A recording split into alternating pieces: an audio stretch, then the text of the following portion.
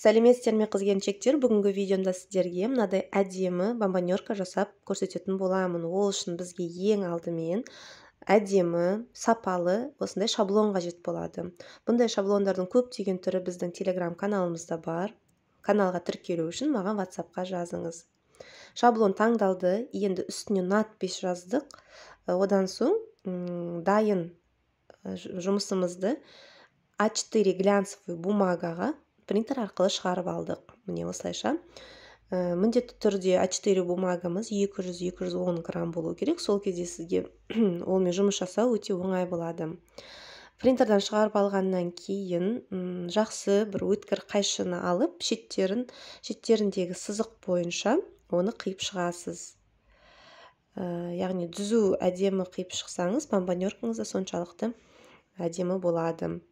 Осылайша артық қағаздарын алып тастаймыз да біздің бомбоньеркамыздың алғашқы формасын келтіреміз. Міне бізде осындай дүние шықты. Енді ортасындағы сызықтар арқылы қолмен оларды сызықтар бойынша майыстырып шығамыз. Яғни ортасында 3-4 сызық бар, сол сызықпен түзу қылып майыстырамыз. Сол кезде оның 3×3 формасы шығады.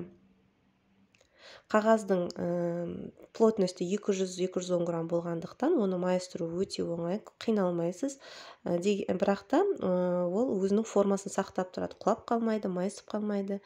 Міне, осындай әдемі дүние шықты. Енді бұл бомбоньерканың екі шетін біріктіру үшін мен мұндай стик фирмалы желімді қолданамын. Стикті ең шеткі бұрышына жағып, екі бұрышын қосамын да саусақтарыммен осылайша жабыстырамын, біріктіремін, яғни.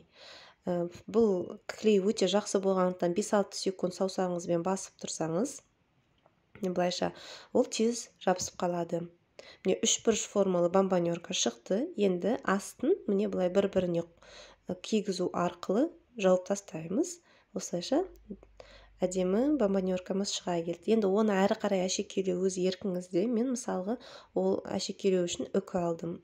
Үкіні мынандай бір кішкентай отверстие жасау арқылы қайшымен осылай бірнешеуін кіргізіп, осылайша жасадым. Біздің бомбоньеркамыз дайын. Қыздар, осындай әдемі бомбоньеркалар жасағыңыз келсе, дайын шаблондар қажет болса, маған WhatsApp нөміріме жазыңыз.